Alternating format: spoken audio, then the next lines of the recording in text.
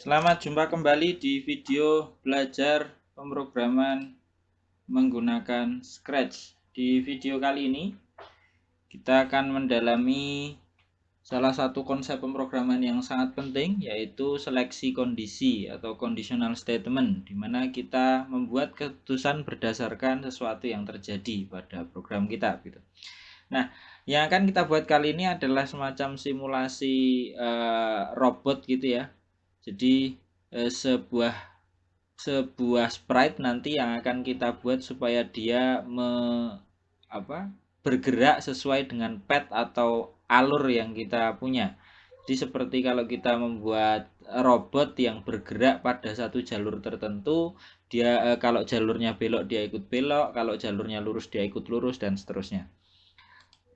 Kita ambil saja, sudah siapkan satu file, namanya adalah line follower tanpa kode. Bisa cek di deskripsi. Nah, di sini diberikan satu buah background stage-nya ya. Backdrop yang digunakan di sini adalah sebuah path atau line ya, satu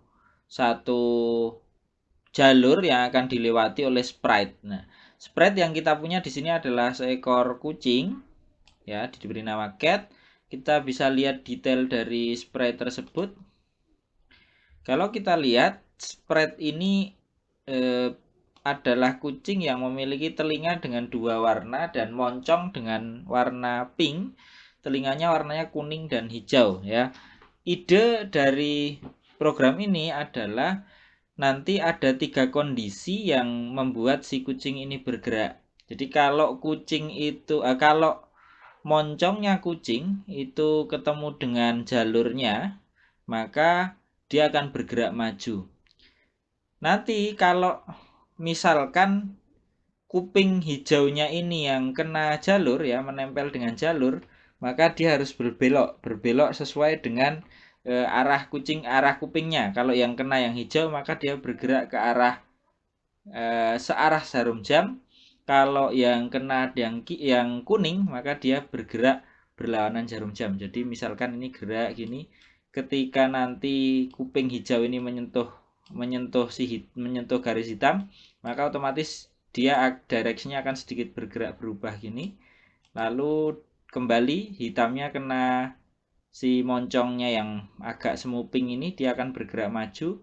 Kalau ketemu dengan hijau lagi, dia akan bergerak bergeser gini. Lalu terus maju lagi. Kalau hijaunya kena lagi, maka direksinya bergerak lagi, berubah, dan seterusnya.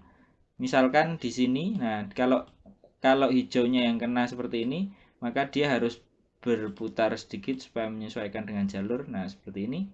Nah, nanti ketika pinknya yang kena, dia bergerak mengikuti jalur, dan seterusnya. Sama juga kalau kuningnya yang kena, untuk yang kuning ketemunya di mana ya? Sebentar.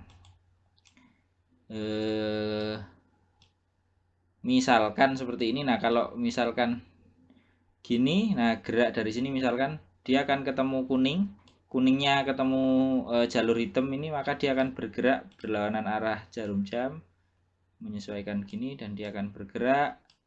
Kuning lagi yang ketemu hitam, dia bergerak lagi. Nah, gini dan seterusnya. Jadi sensor kita punya 3 sensor di sini nanti. Sensor warna kuning, sensor warna pink, dan sensor warna hijau. Pink untuk bergerak maju terus ya, bergerak maju. Kuning untuk berbelok berlawanan arah jarum jam. Hijau untuk berbelok searah jarum jam gitu. Itu idenya. Kita mulai saja langsung untuk memberikan kode di sini. Saya siapkan kucingnya. Saya menggunakan kontrol eventnya adalah bendera hijau. Kontrolnya di sini saya pakai forever. Tapi sebelum itu saya kasih inisialisasi dulu. Saya suruh dia bergerak di sisi semu tengah gitu ya. 50, min 50, dan 0. Nanti terus kita kasih directionnya, kita kasih 90. Oke, kita coba. Nah, dia akan start dari sini. Nah, dia akan maju ke sini gini. Sekarang kita suruh dia untuk maju kalau moncongnya si pink ini terkena garis hitam ya. Kita akan menggunakan control if, karena nanti gerakannya ada 3, 1, 2, 3, pink, kuning, dan hijau, maka saya menggunakan if else. Kalau if saja berarti nanti kontrolnya cuma 1, saya menggunakan if else.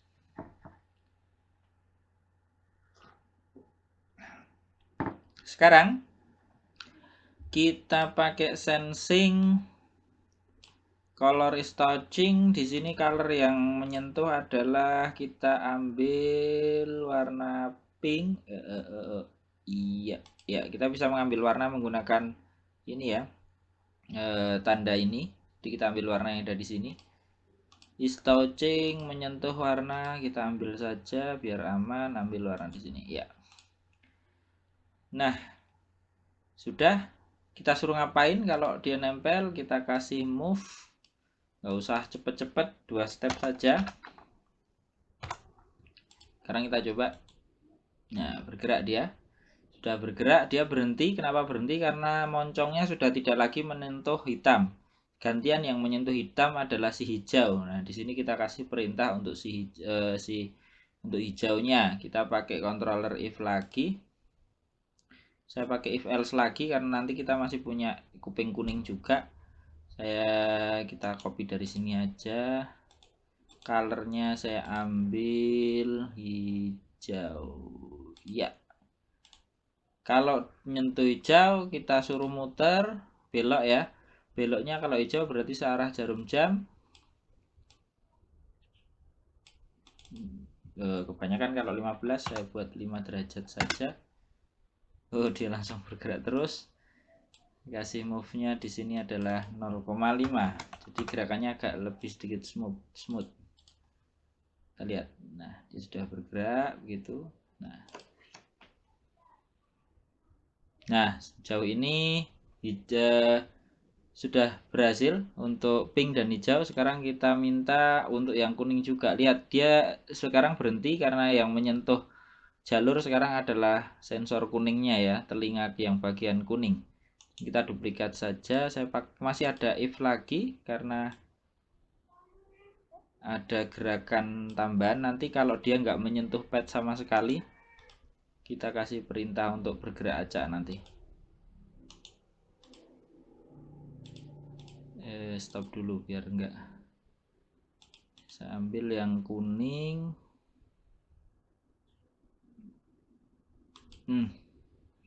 Kuning kita ganti muternya tidak lagi muter searah jarum jam, tapi muter berlawanan arah jarum jam. 5 derajat. Oke, kita coba. Kita bergerak.